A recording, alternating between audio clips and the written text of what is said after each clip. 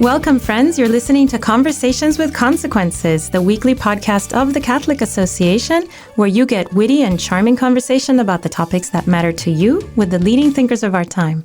Today, we're doing a bonus podcast episode, just a short episode because something happened recently. We wanted to have a little talk about it.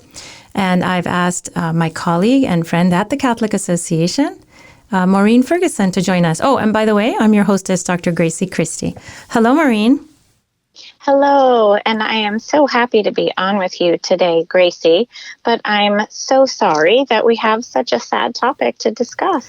It is a really sad topic. So what we want to talk about today is this very ugly case of an abortionist who died a little while ago. And when I guess they were taking his house apart, or when his widow went to take things down, she found jars upon jars of fetal remains that he was keeping as some sort of trophy. So, Maureen, you wrote a piece just a couple of days ago. It was published in the Washington Examiner about this. So you know the case fairly well. Can you tell our listeners sort of the big details of this crazy case?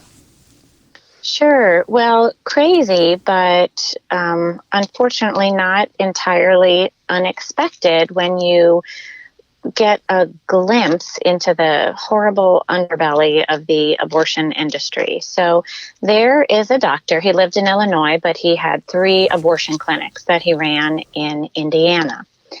And he recently passed away. And as you said, his wife was going through this giant storage garage, and apparently he was a clutter bug. And she discovered 2,246 medically preserved human fetuses. Ugh. So, I mean, imagine a grisly and ghastly discovery like that. And the piece I wrote about it is that as horrifying as this is, it's really not shocking. And it's been interesting to watch the very limited media reaction. Most of the media is completely ignoring it. Mm-hmm. They just don't want to see the reality of abortion, so they ignore it. Mm-hmm. But the media that has written about it or looked at it, it's all, oh, we're shocked. This is so, surprising. It's disturbing. It's sad. And so certainly it's disturbing and upsetting, but it's not shocking that there are fetal remains after an abortion. Fetal remains are what remains after an abortion. I mean, these tiny little bodies don't evaporate or disappear with abortion. Something happens to them after abortion. And it's such a difficult and grisly topic to discuss, but normally, the fetal remains, the baby's little body is considered medical waste and disposed of as if it were, a tonsil that were removed from a diseased patient or something. So probably, it goes to a special, they burn it, right? I imagine, fetal, any remains, not remains, I'm sorry. They burn medical waste, as you call it. Right. Well, I think it's probably treated differently in different places, but this is not the first case of an abortion doctor having trouble with what to do with these fetal remains. A lot of medical waste companies don't want to deal in this grisly business. There's an abortion clinic near my home outside Washington, D.C., and apparently 3 medical waste companies have canceled on him. This is what happened with the horrible case of Dr. Gosnell in Philadelphia, the notorious late-term abortionist there. He was literally using the disposal, and it got all clogged up, and that's there were so many preserved baby bodies at his clinic in Philadelphia. I mean, it's too grisly to discuss. But imagine the people who work at these medical waste disposal companies. They don't want to expose their employees to the trauma of opening, a bag of medical waste and finding human bodies in it, small human bodies. I agree. It's a terrible, a disgusting thing. Maureen, what do you know about this abortionist? What kind of a man was he? Well, apparently he was creepy, like a lot of late-term abortionists are really creepy men. I mean, the abortion industry does not tend to attract the the medical profession's best and brightest. That's I mean, true. they tend to go into a more respectable profession. So often you have these incompetent or creepy or, I mean, if you go to, I think it's called abortiondocs.com or abortionnegligence.com, there's a compilation of one abortion doctor after another accused of sexual assault or dirty, filthy conditions at abortion clinics. I mean, this is not a pretty business. From my perspective as a doctor, I would have to say that it's absolutely true anecdotally that men, generally these are men, who go into expressly the field of abortion, basically abortionists, those are the dregs of our profession. These are generally men that have sort of sunk to that level because of their incompetence or their ghoulishness or their general lack of humanity, can't find a home in our profession except at that bottom level. I hate to even call it our profession because it's not. It's, I don't think killing children is our profession classically. Or, right. Yeah, it's a terrible way to say it. Right. Men and women go into the medical profession in most cases because they want to heal. They want to save lives. They don't go into the profession for such an ugly purpose. But I read a couple things about this guy. I don't know if you researched or you came across these things in your research, but I read these things on Twitter. I think they must be true. That he was accused, or he did an abortion on a 10-year-old girl who was being abused by her uncle.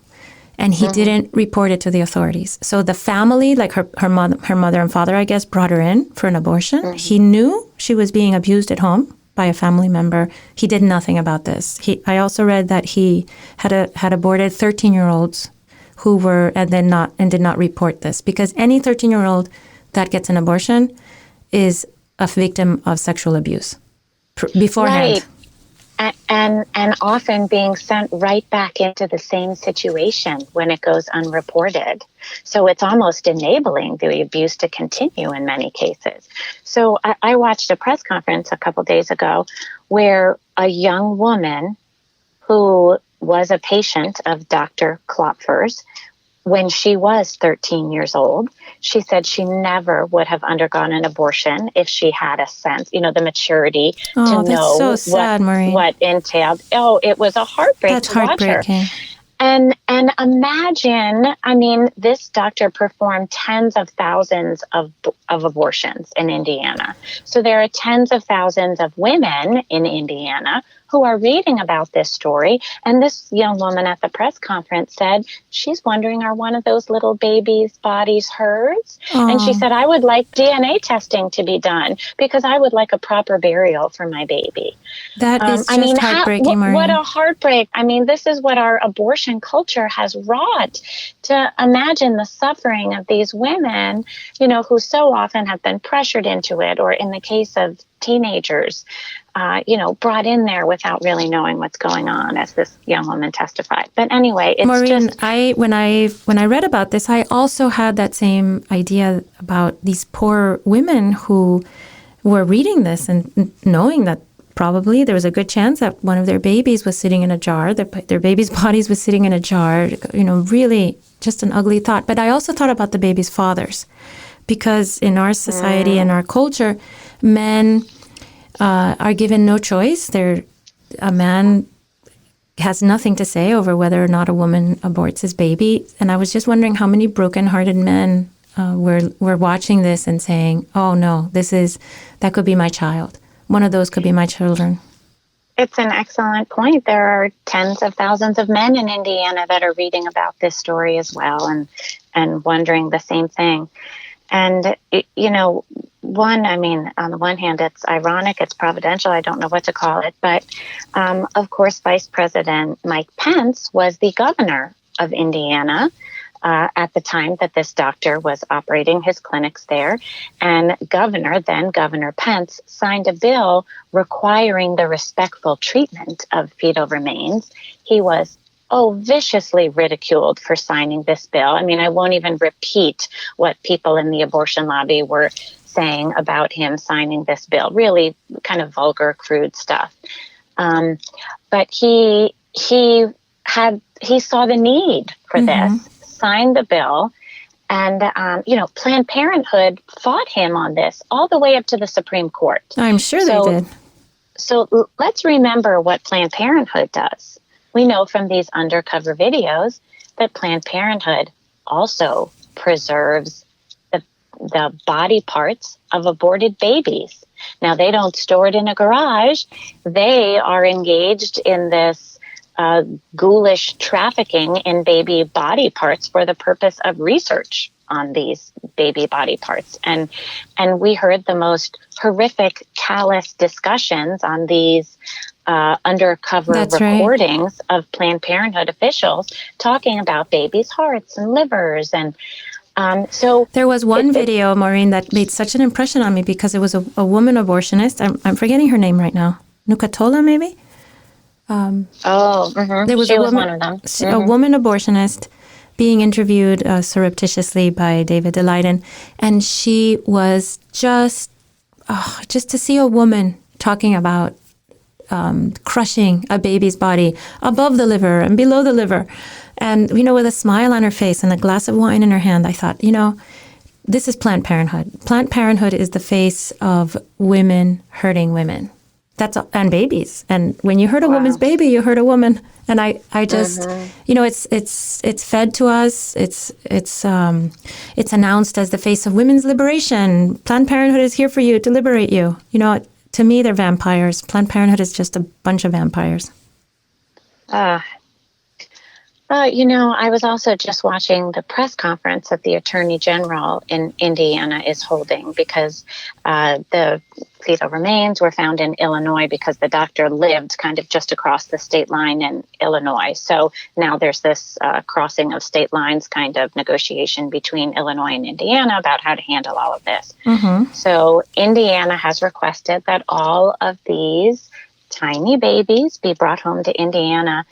And I was just reading his quote. He said, "We're going to bring our babies home and make sure they're treated with the proper dignity and respect deserved of anyone." Oh, that's so wonderful. That's lovely. What a heartbreak. I know. Okay, but talking about politicians, what about the politician who's running for president that you talked about in your piece? Tell us about him. So it's interesting the way that all of these presidential candidates are frequently asked about childhood deaths in school shootings with gun violence. The presidential candidates are rightly asked about what are their proposals to do about that. But of course, nobody ever asked them about the discovery of these small children, over 2,000 of them at this, it's really like a mass grave. Has been discovered. And so somebody finally asked the mayor of South Bend, Mayor Pete. I'm not going to attempt to pronounce his last name because I'll mess it up. Maureen, I wanted to ask you about him, but I'm afraid to say his name. I'm going to say it wrong. Well, okay, we'll call him Mayor Pete because in South Bend, I have a son who's studying at Notre Dame, and they all call him Mayor Pete. So we'll stick with that. But somebody finally asked Mayor Pete about this because this was happening right under his nose. And he was even involved in the back and forth because a pro-life pregnancy center was trying to open their doors right next to the clinic so that these suffering women pressured going into the abortion clinic might see that there are people out there who will support and love them and their baby. And give them true choice, right? Exactly. But Mayor Pete, of course, fought this. So he's very familiar with this issue. And when he was finally asked about it, he too, I'm so shocked. I mean, shocked. What did he think happened to these babies after the abortion? But anyway, so, he gave kind of a non-answer and said, we'll have to investigate this. Yeah, but I heard that interview too, and he immediately pivoted to say, well, women's reproductive health. This should not be politicized because it could hurt women's reproductive health. Right. And he even had the gall to pivot right back to that. I know. I tweeted about this. I said, "What would you be equally shocked if a podiatrist had been keeping corns and bunions that he had cut off in jars at home?" No, you wouldn't be shocked, Mayor Pete, because nobody cares about corns and bunions.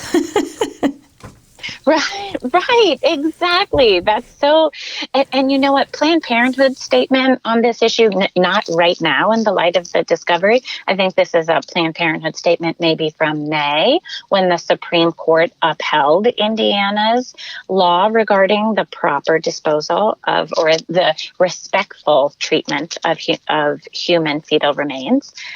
Planned Parenthood statement said, abortion is a safe and legal medical procedure and should be treated no differently than any other.